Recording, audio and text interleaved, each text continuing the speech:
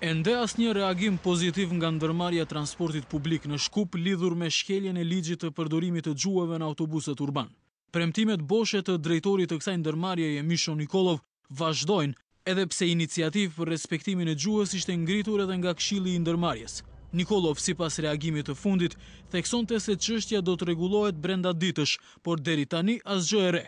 Përgjegjësi ndaj kësaj shkeljeje u kërkua edhe nga Këshilli i Qytetit të Shkupit që do të debatojë këto ditë. Alsat tentoi sërish sot të vihej në kontakt me Nikolovin e madje priti për më shumë se një orë jashtë zyrave të kësaj ndërmarrjeje.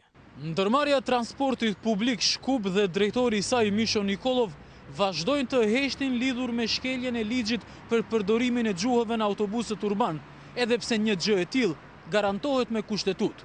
Televizioni Alsat M edhe sot kërkoi prononcim nga drejtoria e kësaj ndërmarrjeje, por nuk arriti të sigurojë asnjë deklaratë. Pas dështimit të kontaktit të drejt për drejt, ekipi ynë i xhirimit tentoi të vihej në kontakt edhe përmes telefonit, por e vetmja përgjigje që morëm ishte kjo.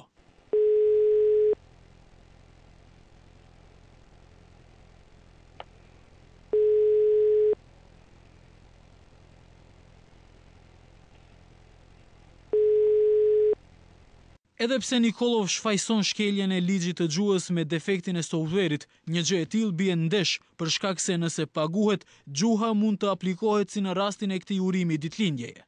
Në bazë të dispozitave ligjore në fuqi, për këtë shkelje, zgjidhja e secilës po shkon në kapriço. Drejtori Nikolov mund të ndiqet penalisht e të mund të dënohet deri në 5 vjet burg, në bazë të nenit 138 të Kodit Penal.